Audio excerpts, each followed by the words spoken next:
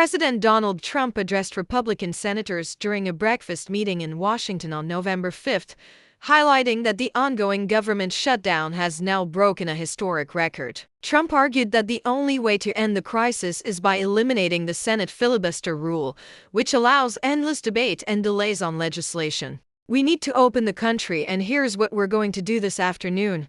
We will end the filibuster," Trump declared. "You may not want to do it, and I'll go along with your wishes, but in my opinion, that would be a tremendous mistake. You're smart people, great friends, but it's time. The moment has come." The president noted that the shutdown has now reached its 36th day, marking the longest government closure in U.S. history. He warned that the standoff is having serious consequences for the stock market, the airline industry, and the Supplemental Nutrition Assistance Program, which provides food aid to low-income Americans. Trump also blamed the ongoing shutdown for Republican losses in recent state elections. However, Republican Senate leaders remain cautious. Led by John Thune, several lawmakers insist that the filibuster is essential for preserving stability in the legislative process, and they oppose removing it under current conditions. Trump's move isn't just about reopening the government. It's also seen as a strategy to redefine the Republican Party's direction ahead of next year's midterm elections. Analysts say that removing the filibuster would allow the majority party to pass legislation more easily, shifting the balance of power in Washington. In Trump's own words,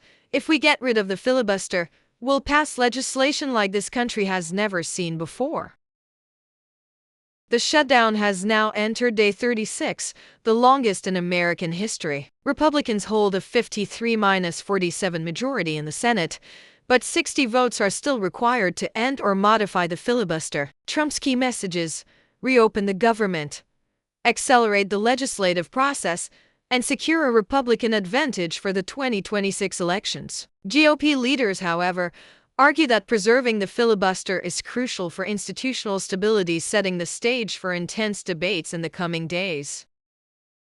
In a stunning political upset that's already being called a turning point for New York City politics, 34-year-old Assemblyman Zohran Mamdani has officially been elected the 111th mayor of New York City, defeating two high-profile opponents, former Governor Andrew Cuomo and Republican candidate Curtis Sliwa. With more than 50% of the vote, Mamdani's victory marks a major win for progressive Democrats and a new generation of leadership in America's largest city. Mamdani, who was born to Ugandan Indian parents and raised in Queens, becomes the first Muslim, the first South Asian American, and the youngest person in more than a century to lead New York City. His campaign was powered by grassroots energy, focusing on affordable housing, free public transit, climate resilience, and a pledge to make New York a city that works for everyone, not just the wealthy few. In his emotional victory speech Tuesday night at a rally in Astoria,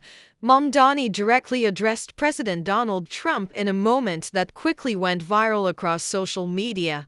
"Donald Trump, since I know you're watching, turn the volume up. New York just showed America that bold ideas can win and that the people of this city are ready for progress." The crowd erupted in cheers as Mamdani promised to fight for renters, students, and working families, calling his win a message from the heart of New York to the rest of the nation. He added, "We are not afraid of big dreams anymore. We are ready to build a fairer, cleaner, safer city together." Political analysts say Mamdani's rise represents a broader shift inside the Democratic Party, reflecting the growing influence of younger, more diverse progressives. His victory could also energize Democrats nationally as they head into the 2026 midterm elections, particularly after several state-level Republican wins earlier this week. Wall Street observers, however, are watching cautiously. Major investors and real estate groups have expressed concern that Mamdani's platform, which includes rent freezes and higher corporate taxes, could impact business confidence in the city. Still,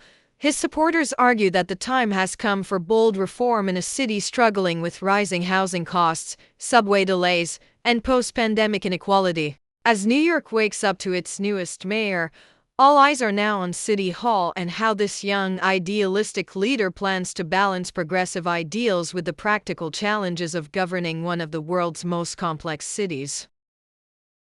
At least 40 civilians have been killed after a paramilitary drone strike hit the Kordofan region of Sudan. The attack, carried out by the Rapid Support Forces (RCF), targeted a market area, intensifying one of Africa's deadliest ongoing conflicts. Witnesses describe bodies scattered as hospitals struggle to cope.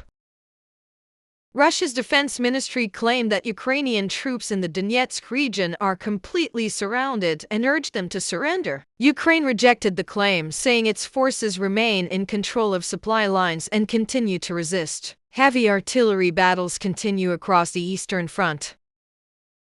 Israeli airstrikes and artillery shelling continue to pound southern Gaza. The Israeli army confirmed an ongoing demolition campaign in Khan Yunis and Rafah, while the UN warns of catastrophic civilian conditions with hospitals on the brink of collapse. Fresh clashes broke out near the Syrian city of Tal Abyad between Kurdish-led SDF units and Turkish-backed militias. The violence threatens a fragile ceasefire in northern Syria, with both sides blaming each other for starting the fight. Houthi rebels launched a ballistic missile toward the port city of Aden, targeting Saudi-backed government forces. The projectile was intercepted, but explosions shook the coastline. Tensions are rising again in Yemen after months of uneasy calm.